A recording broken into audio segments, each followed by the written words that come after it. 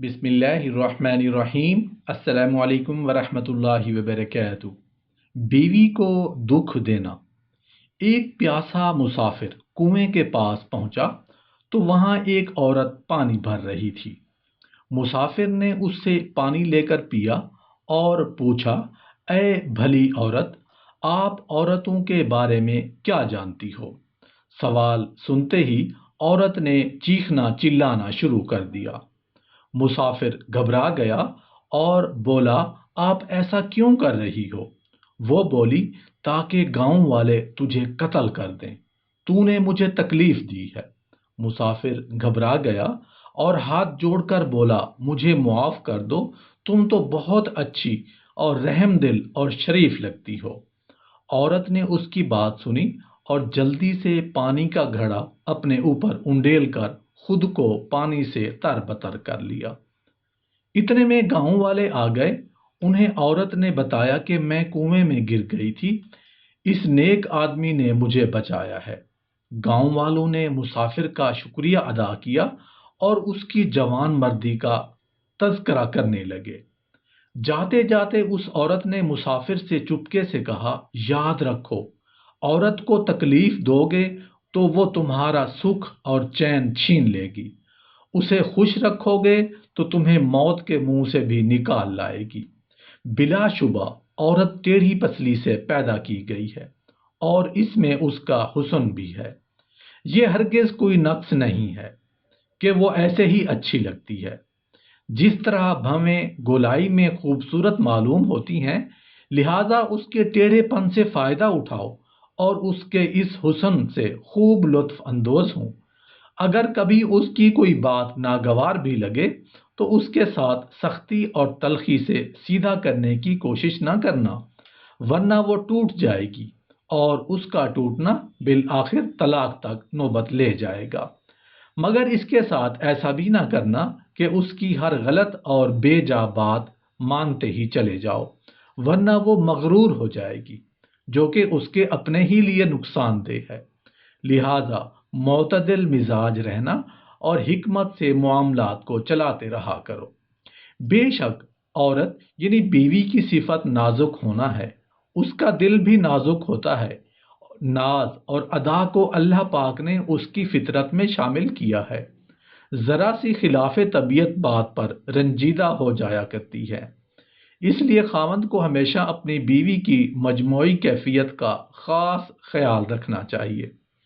بیوی اپنے شوہر کی خاطر اپنا وہ گھر جہاں وہ ناز و نخری، پیار اور محبت سے پروان چڑھی ہے، اسے خیر بات کہہ کر اپنے شوہر کے گھر میں آ بسی ہے، جہاں اسے نہ صرف اپنے خاوند کی تابع داری کرنی ہوتی ہے بلکہ سسرال کا بھی لحاظ رکھنا ہوتا ہے۔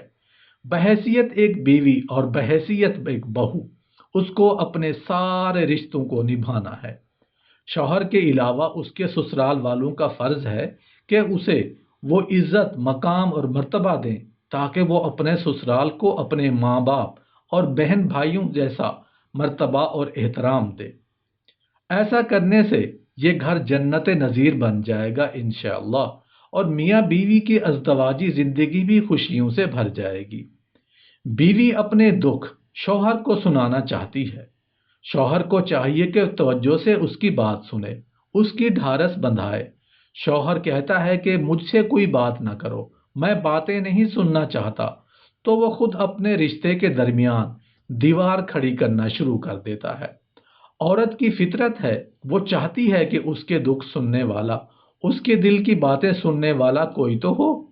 شوہر کو چاہیے کہ بیوی کی اس فطرت کو نظر انداز نہ کرے اور اپنی شریک حیات کی وہ باتیں جو وہ اس سے کہنا چاہتی ہے ان کو غور سے سنے۔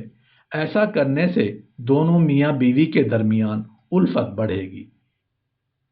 بیوی شوہر کی موت کے بعد جتنی اس کی تعریفیں کر کر کے روتی ہے، اگر یہی تعریفیں اس کی زندگی میں کر لیتی تو اس کا گھر جنت نظیر ہوتا، اور شاید شوہر نے اتنی جلدی مرنا بھی نہیں تھا۔ شوہر بیوی کی موت کے بعد جتنی اس کی تعریفیں کر کر کے سسکتا پھرتا ہے کہ گھر کاٹ کھانے کو دوڑتا ہے، کوئی پانی کو پوچھنے والا نہیں، اور اپنی غلطیوں اور کوتاہیوں کا اقرار کرتا پھرتا ہے، اگر یہی تعریفیں اس کی زندگی میں کر لیتا تو وہ اللہ کی بندی چین سے تو مرتی۔ کتنی عجیب بات ہے کہ خاوند اپنی بیوی سے جھگڑتا ہے جو زندگی خاوند کے لیے وقف کر چکی ہے، جس نے خاوند کی تابع داری اور اس کے بچوں کی پرورش کے لیے اپنے آپ کو وقت سے پہلے بوڑھا کر دیا ہے، اپنے ماں باپ بہن بھائی اور اپنا سارا گھر چھوڑ کر اس کے گھر آئی ہے۔ اور کتنی عجیب بات ہے کہ بیوی اپنے خاوند سے جھگڑتی ہے جس نے اسے معاشرے میں عزت، مقام اور گھر کی مالکن کا رتبہ دیا۔ بعض اوقات دینی جہالت کی وجہ سے یا تکبر کی وجہ سے پڑھے لکھے جوڑے بھی محاذ آرائی کر لیتے ہیں۔ میاں بیوی ایک دوسرے کے اس قدر خلاف کہ خاوند ہر وقت بیوی کی غلطیاں اور عیب ڈھونڈنے کی کوشش کرتا ہے اور بیوی ہر وقت خاوند کی غلطی اور عیب ڈھونڈنے کی کوشش کرتی رہتی ہے۔ دونوں ایک دوسرے پر گویا دور بین فٹ کر کے بیٹھ جاتے ہیں۔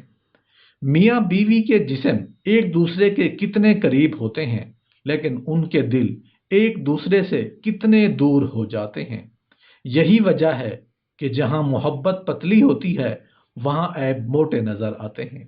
اصل میں ہر انسان کی اپنی ایک سوچ ہوتی ہے، اگر اپنی سوچ اچھی ہو تو دوسرے میں اچھائیاں نظر آتی ہیں، اور اگر اپنی سوچ بری ہو تو دوسرے میں برائیاں نظر آتی ہیں۔ آنکھوں پر جیسا چشمہ لگاؤ چیزیں ویسے ہی نظر آئیں گی نا۔